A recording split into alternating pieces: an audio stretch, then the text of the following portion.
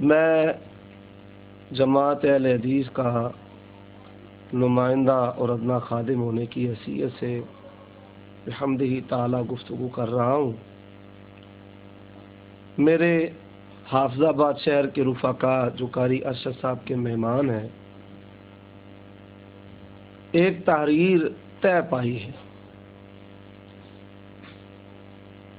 جو 2 رکوع کی صورت میں ہے۔ ایک پر ثناء اللہ جو اہل حدیث ہیں ان کا دعویٰ تحریر ہے، اور دوسری طرف قاری ارشد مسعود چشتی صاحب ان کا دعویٰ تحریر ہے۔ میں دونوں جو رکے ہیں دعوے ہیں وہ آپ کو پڑھ کے سنا دیتا ہوں۔ ہمارا دعویٰ ہے کہ رسول اللہ صلی اللہ علیہ وآلہ وسلم بائیں ہاتھ نیچے دائیں ہاتھ اوپر سینے پر باندھتے تھے۔ ہم اپنا دعویٰ قرآن اور صحیح مرفوع احادیث سے ثابت کریں گے۔ ہم اپنا دعویٰ قرآن اور صحیح مرفوع صریح احادیث سے ثابت کریں گے۔ ٹھیک ہے، من جانب ثناء اللہ، نیچے تاریخ درج ہے 28/12/2010۔ دوسری تحریر یہ ہے، بسم اللہ الرحمن الرحیم۔ ہمارا دعویٰ ہے کہ احناف ناف کے نیچے ہاتھ باندھتے ہیں جس پر ان کے پاس صحیح و حسن احادیث دلیل ہیں۔ ہم اپنے اس دعویٰ کو ثابت کریں گے انشاءاللہ۔ نیچے 28/12/2010 اور ان کے دستخط موجود ہیں۔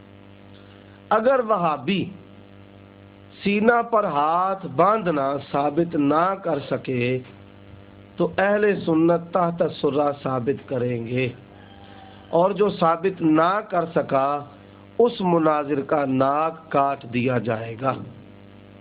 ٹھیک ہے جی، بات مکمل کر لینے دینا جی۔ سب سے پہلی بات ہے کہ آپ آیت اور کوئی حدیث یا فقہ سے کوئی مفتہ بہا قول پیش کر دیں کہ آپ کو اللہ نے، رسول اللہ نے صلی اللہ علیہ وسلم یا آپ کے امام صاحب نے ناک کاٹنے کا اختیار دیا ہے۔ اگر آپ کے پاس اختیار ہے ناک کاٹنے کا تو پھر اس شک پر بھی بات کر لیتے ہیں۔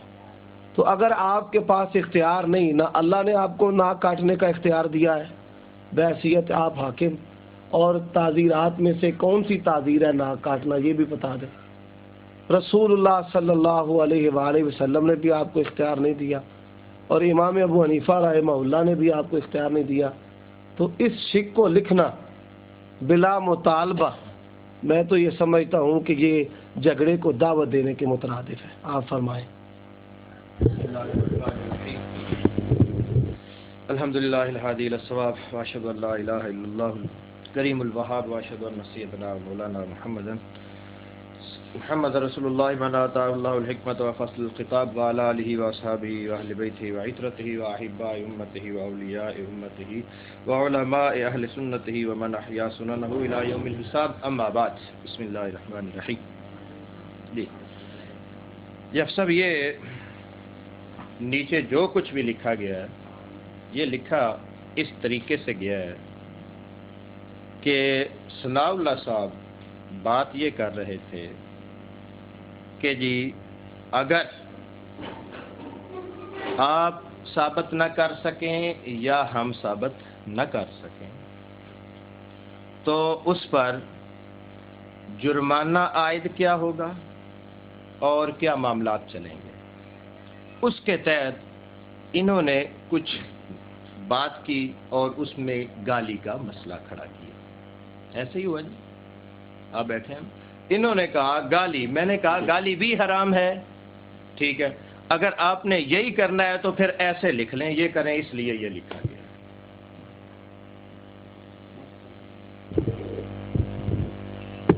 لیکن آپ تو محقق ایک جماعتی مسلکی نمائندے ہیں، عالم دین ہیں اپنے مسلک کے، تو ایک عالم کے قلم سے ایسی تحریر جو ہے یہ تو بعید از عقل ہے۔ اگر انہوں نے بات کہی ہے تو کوئی عالم جو ہے وہ کسی جہالت پر مبنی کوئی شاذہ کوئی نقطہ قبول نہیں کرتا۔ میں نے تو یہ سوال کیا ہے کہ اگر تو یہ ویلڈ ہے آپ کو قرآن سے، حدیث سے، فقہ حنفی سے، تو پھر تو اس پر بات کرتے ہیں۔ اگر ویلڈ نہیں ہے تو یہ ہمارے بات سے بات خارج ہے۔ ہم نے دعویٰ لکھ دیا ہے، آپ نے بھی دعویٰ لکھ دیا ہے، اس پر ہم بات کرتے ہیں۔ اب یہ گفتگو ریکارڈ ہو گئی ہے، لوگ سنیں گے، خود ہی فیصلہ کریں گے کہ بھائی کس کی عزت کی ناک کٹ گئی ہے، کو دلائل سے اپنا مسلک ثابت کر سکا ہے اور کون دلائل سے اعراض کرتا رہا۔ یہ ساری چیزیں ریکارڈ ہو رہی ہیں، لوگ دیکھیں گے۔ اس لیے میرا تو خیال ہے کہ جو چیز طے کرنے والی ہے وہ ہم طے کر لیں کہ ایک تو گفتگو کا دورانیہ میرے لیے کتنا ہونا چاہیے، آپ کے لیے کتنا ہونا چاہیے۔ میں 1 گھنٹہ تقریر کروں گا اگر، تو یقیناً آپ کے لیے مسئلہ ہوگا، پریشانی مشکل ہوگی کہ آپ 1 گھنٹے کا جواب پھر 1 گھنٹہ میں کس طرح دے پائیں گے۔ میں مختصر بات کروں، آپ میری بات کا مختصراً جواب دیں، آپ بات کریں، میں آپ کی بات کا جواب دوں، اس سے بات آسانی سے سمجھ آئے گی۔ 2 چیزیں طے کر لیتے ہیں، ایک تو ہم کہ خوش اسلوبی سے ہمارے بھائیوں نے مشترکہ طور پر یہ انتظام کیا ہے مسئلہ کو سمجھنے کے لیے، ان کو بھی تکلیف نہ ہو، ہم اخلاق کے دائرہ میں رہ کر زبان جو ہے وہ میٹھی رکھیں، دلائل اپنے گرم رکھیں اور گفتگو کریں۔ اس کے لیے کتنا وقت ہے، یقیناً آپ نے بھی نماز پڑھنی ہے ظہر کی، پھر ہم نے بھی نمازیں پڑھنی ہے، کھانے کا مسئلہ ہے، یہ چیزیں طے کر لیں تاکہ کوئی فریق کسی فریق پر کوئی بات نہ کہہ سکے اور بات ریکارڈ ہو جائے کہ بھائی ہماری اتنی دیر گفتگو ہوگی اور جو ٹائم پیریڈ ہے وہ اتنا ہوگا۔ میری تو یہ رائے ہے جیسے آپ فرماتے ہیں۔ میرے خیال میں حافظ صاحب اگر یہی مسئلہ تھا تو پھر آپ کو اس کو چھیڑنے اور مجھ سے مطالبات کرنے کی ضرورت نہیں تھی۔ انہوں نے آپ کو بتا دیا تھا کہ کس طریقے سے بات ہوئی ہے، نہیں بتایا تھا تو آپ نے پوچھ لینا تھا کہ یہ کس طریقے بات ہوئی ہے اور کس وجہ سے یہ لکھی گئی، پھر اس پر آپ کو بات کرنے کی اور دلائل طلب کرنے کی ضرورت نہیں تھی۔ دوسرا یہ ہے کہ یہ چیز اس لیے ہے، ایک سب سے پہلے کہ آپ نے ثابت کرنا ہے۔ اگر آپ ثابت کر دیں تو ہم لکھ کے دیں گے کہ جی انہوں نے ثابت کر دیا ہے، لہذا ہم اپنی شکست لکھیں گے۔ اگر نہیں تو پھر آپ کو لکھ کے دینا ہوگا کہ ہم ثابت نہیں کر سکے، آپ ثابت کریں، ہم ثابت کر کے دیں گے۔ یہ باتیں ہوئی ہیں، ان کے یہ پاس بیٹھے ہوئے ہیں، پھر وقت متعین کر لیں جیسے بھی آپ کی مرضی۔ ہم تو ثابت کرنے سے انکار نہیں کر رہے، انشاءاللہ ہم ثابت کریں گے، کتابیں لے کر آئیں، دعویٰ بھی ہمارے جماعتی رفیق نے لکھ دیا ہے، ثناء اللہ صاحب نے، کہ بھئی ہم سینے پر ہاتھ باندھنا یہ ثابت کریں گے۔ اب میں نے تو یہ آپ سے سوال کیا ہے کہ ہم ٹائم پیریڈ کتنا رکھیں۔ میری مراد اور مقصد کیا ہے کہ خوش اسلوبی سے ہماری بات گفتگو کی سیجے پر پہنچ جائے۔ رہی بات شکست لکھنے کی، لکھوانے کی، یہ کوئی ہمارا پہلا مناظرہ نہیں ہے اور آپ بھی پہلے مناظرے میں نہیں بیٹھ رہے۔ کون شکست لکھتا ہے، کون لکھواتا ہے، این خیال است و محال است و جنوں۔ بات تو یہ ہے کہ ریکارڈ ہو رہی ہے ہر چیز، لوگ دیکھیں گے۔ اگر آپ یہ نئی شک اس میں ایڈ کرنا چاہتے ہیں تو ہمیں کوئی اعتراض نہیں کہ وہ ثبوت کا معیار کیا ہے، اس کے لیے کوئی ہم ثالث مقرر کر لیں یا 2 آدمی مقرر کر لیں۔ میں کہوں گا یہ حدیث صحیح ہے، آپ کہیں گے نہیں یہ ثابت نہیں ہے، آپ ایک روایت پیش کریں گے کہ یہ صحیح ہے، میں کہوں گا یہ ثابت نہیں ہے، تو نتیجہ تو نہیں نکلے گا۔